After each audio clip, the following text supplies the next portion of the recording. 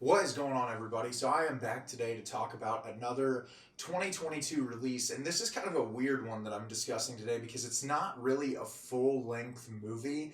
It's like a 50-minute short movie that was released on Disney Plus that was produced by Marvel. And the reason why I wanted to watch this is because I read a lot of reviews online and a lot of people were telling me that this is one of the best things that Marvel has released. It was released around Halloween time. People were saying it was a lot darker and grittier and more interesting than things Marvel has made in the past.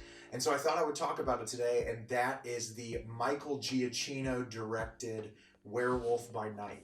Werewolf by Night is directed by Michael Giacchino. On a dark and somber night, a secret cabal of monster hunters emerges from the shadows and gather at the foreboding Bloodstone Temple. Following the death of their leader, an estranged and macabre memorial to their leader's life, the attendees are thrust into a mysterious and deadly competition for a powerful relic, a hunt that will ultimately bring them face to face with a dangerous monster. So when I first heard about this, I was really interested in it because it seemed like this was Marvel's attempt to try to pay homage to like the Universal Monsters era and attempting to sort of step out of the box from their traditional formula. I used to be someone who was really into the Marvel comic book movies when they were first released, and I am just so tired of it now. They've become so tedious. The films feel exactly the same. I feel like nothing fresh or new or exciting is added into this universe. It's just them regurgitating the same ideas over and over again. And that's unfortunate because there's a lot of really great people involved.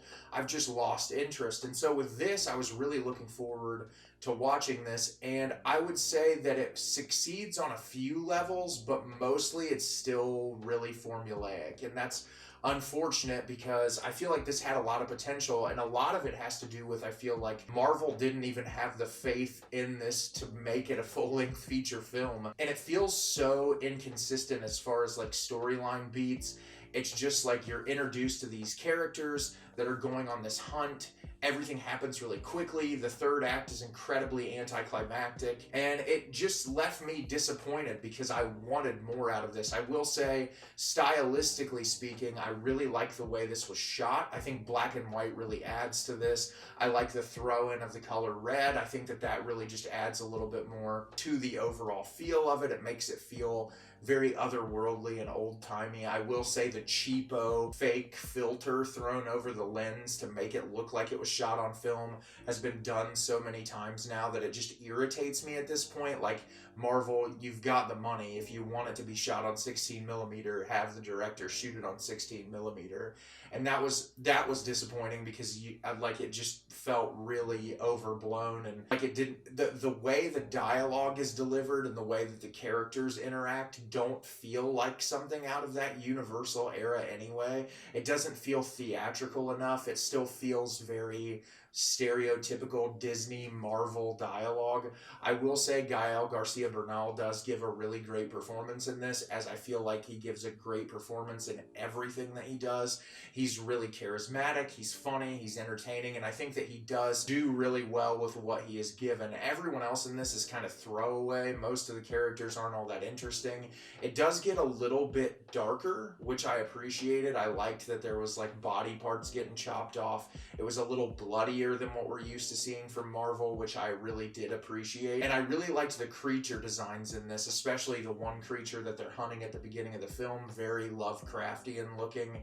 I really appreciated that a lot, but I think that this would have been really interesting to dive deeper into the mythos of the ideas that are being conveyed here. And rather than giving someone a full 2 hours or an hour and a half or whatever to explore this universe and this idea, they're just like, we'll let Michael Giacchino direct this 50-minute thing and throw it on Disney Plus, which is disappointing because Michael Giacchino is one of my favorite composers. He's created some incredible music throughout his career, and it's really impressive that he directed this and composed the score for it.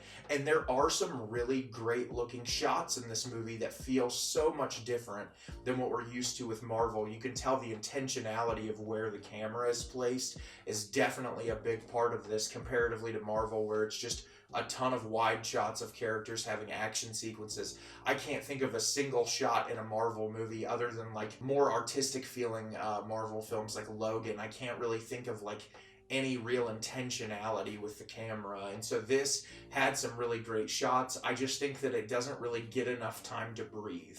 And so by the end of it, I just was like, well, I'm going to forget this in a couple of weeks. It's not really anything I feel like Marvel is going to take the time to build on in the near future. So I think if you want to watch something that's Marvel affiliated that provides a little bit of freshness, this is definitely worth the 50 minutes. Otherwise, I would just skip it. So have you seen Werewolf by Night? Did you love it? Did you hate it? Leave me a comment down below and let me know what you thought. I thought this was okay. It wasn't anything super unique or interesting. It had a couple of fresh ideas that I'm glad that Marvel went in that direction, but give these people the ability to make a full-length feature film so we can have something new in this universe. As always, if you could like the video and subscribe to the channel, it helps me out a lot and lets me know the type of content you're looking for. I'm always putting out new material and look forward to getting more out for you in the near future. And as always, everyone, thank you so much for watching and have a great rest of your day.